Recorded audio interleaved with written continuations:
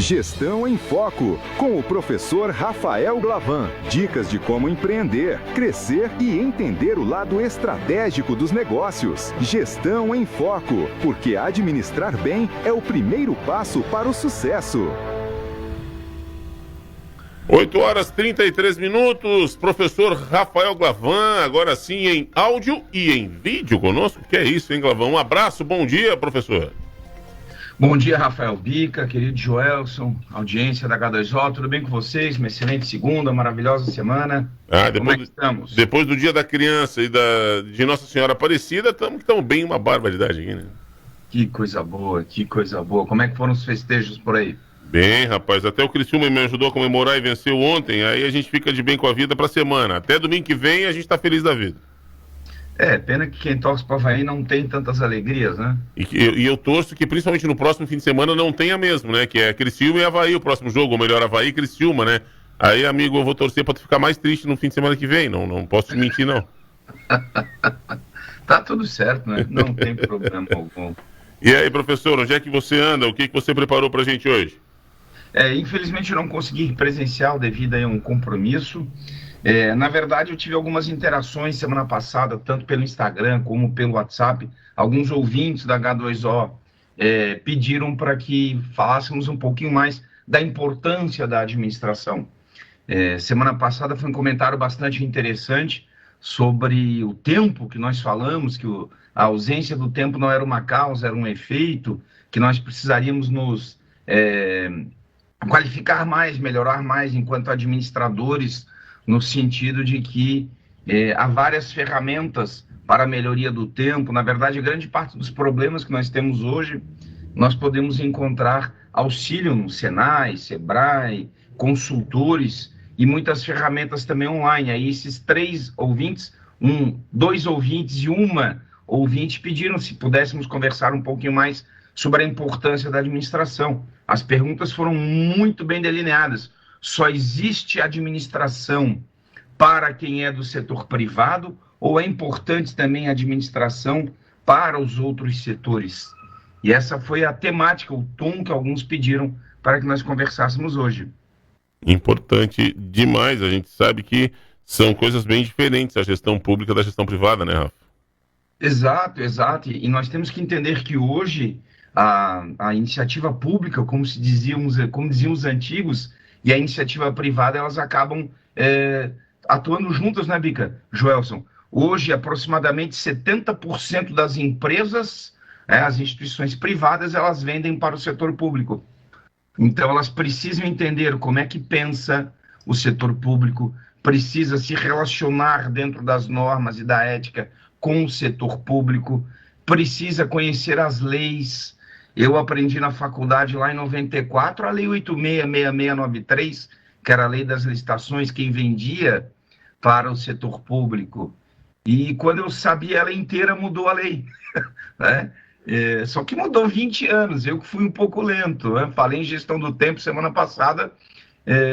Agora, mudou. Então, 70% praticamente das empresas vendem para o governo. Construção civil depende de verbas do governo, financiamento lá, o Finame para os veículos, né, Bica? Seguro, basicamente quase todas as empresas, direta ou indiretamente, trabalham para o setor público. Os próprios bancos, as cooperativas que nos atendem, mas é uma instituição privada. Onde é que ela capta recursos, Bica, Joelson? Banco público, né? Em algum setor governamental. Então, se nós pegarmos aí de maneira simples, sem muita teorização, nós temos as organizações públicas, os governos, a administração pública direta e indireta, nós temos a iniciativa privada, as empresas, só que aí nós vamos ter o terceiro setor, são organizações privadas que não têm fim lucrativo, como as organizações sociais, as OCIPs, né? As de sociedade civil de interesse público, e todas elas precisam dar resultado. Então, a importância da administração, Bica, Joels, querida audiência, o dado preciso, agora isso muda bastante todo mês, dependendo dos recursos, até porque é um cálculo complexo, municipal, estadual e federal, mas nós temos aproximadamente 60% da caridade no Brasil das obras assistenciais feitas por instituições privadas ou empresas que fazem, claro, quando eu falo desde patrocínio a artistas a causas sociais no geral, quase 60% hoje sai da iniciativa privada. Empresas que deduzem dos seus tributos, não é? Imposto, taxa e contribuição. Nós temos aquelas que ganham licitações do governo para fazer isso, e assim sucessivamente. Então, nós temos que 70% das empresas vendem para o governo, 60% das obras sociais são empresas que fazem com algum convênio com o governo. Então, é necessário hoje, sem levar em conta, Bica, que nós temos que nos adaptar às regras que o governo faz. Bota aí 4, 5 anos atrás, como é que foi a adaptação aí para a LGPD, não é, Bica? A Lei Geral de Proteção de Dados. Então, que causou um estresse no nosso meio, né? Na comunicação, aí deu gente arrancando cabelo, porque precisou entender que tinha que mudar sua postura, né? Perfeito, perfeito. Então, essa história, não, eu sou um negócio privado, eu não preciso entender e não preciso me comunicar com o público, é alguém que não está monitorando o ambiente, porque desde a questão trabalhista, tributária, LGPD, além do que, se o teu cliente é privado, muito provavelmente ele compra algo teu ou ele revende para o público. Então, indiretamente, você está numa cadeia de suprimentos que também envolve o setor público. E ao final de contas, Bica, Joels, querida audiência, o que é uma organização? É 2 ou mais pessoas com objetivo em comum. É claro que nós temos organizações mais formais, outras informais, mas uma organização é 2 ou mais pessoas com interesse em comum. E o que faz uma organização? Seja aí a associação comunitária do teu bairro, seja a H2O, enquanto instituição, seja uma ONG, um governo, uma empresa, uma instituição privada de qualquer porte, 2 ou mais pessoas com objetivo em comum. Então, qualquer organização tem que estabelecer objetivos, isso é organização, isso é administração. O que vai ser feito? Precisa organizar esse trabalho, precisa ter ali uma comunicação, tanto internamente quanto externamente, precisa avaliar objetivos, avaliar metas, né, Bica? Há 20, 30 anos atrás, não, o bom de trabalhar no serviço público é que não tem meta, que não tem objetivo. Conversa hoje com quem está aí no governo, não só nos bancos, Banco do Brasil, Caixa, mas como em qualquer secretaria. É meta, é objetivo, é fazer mais com menos recursos.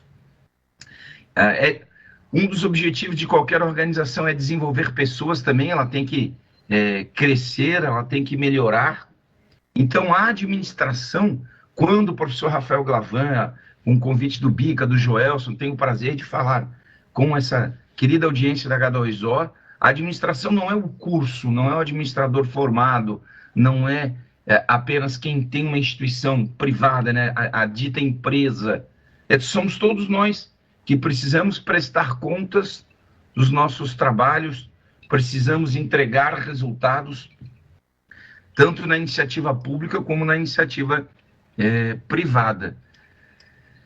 E, no geral, né, voltando ali, fazendo uma reflexão, seja no acompanhamento das leis, na antecipação do que você deve fazer, nesse monitoramento do ambiente externo, mas também sabendo que ou você vende para o governo ou você compra para o governo. Se não você diretamente, o teu cliente faz isso.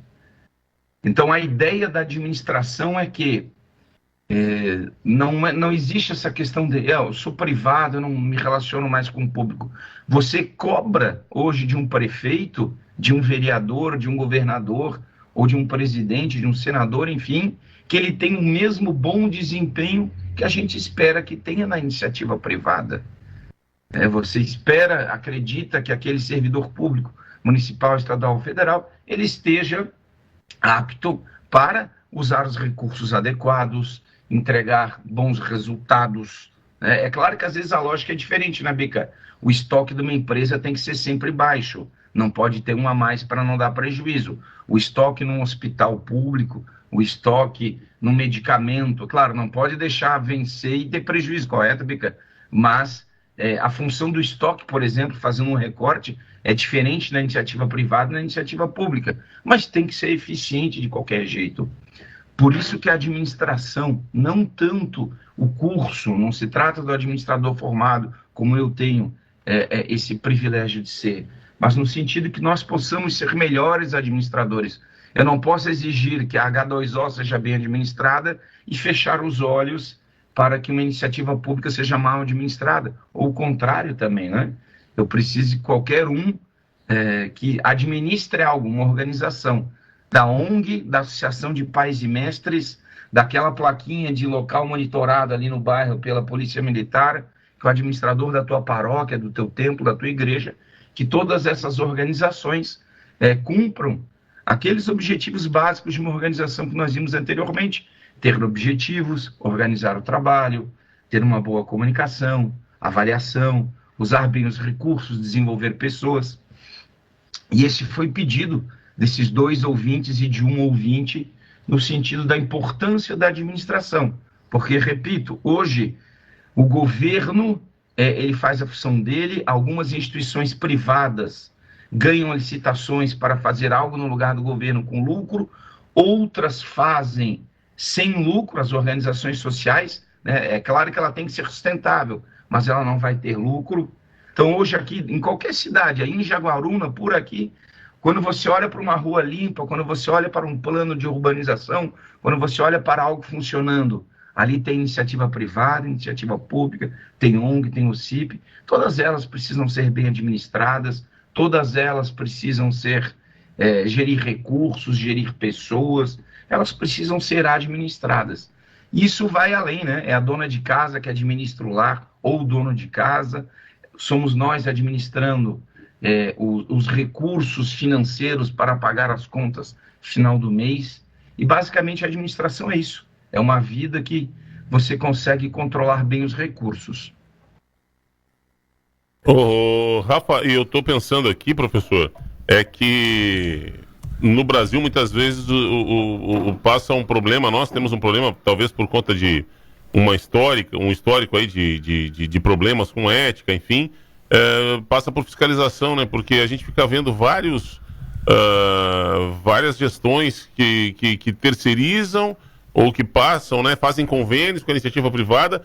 Bacana, o poder público presta um bom serviço e economiza. A iniciativa privada tem um lucro, consegue ter mais agilidade, consegue fazer. Mas no meio disso, às vezes, falta uma fiscalização, né? Porque a gente está vendo agora, recentemente, esse caso de denúncia, matéria da NDTV desse fim de semana aí, sobre a questão de uma OS de saúde, que está sob um risco muito grande, de evitar, talvez falte um mecanismo que evite esse tipo de situação, que a fiscalização seja mais frequente, né, Rafa? Perfeitamente, que a fiscalização ela deveria ser feita de forma mais efetiva. Em muitos momentos as pessoas confundem delegação, vamos simplificar aqui, delegação com responsabilidade, Bica. Vamos supor que um dia você não possa ir apresentar o trabalho e que você me mande no teu lugar.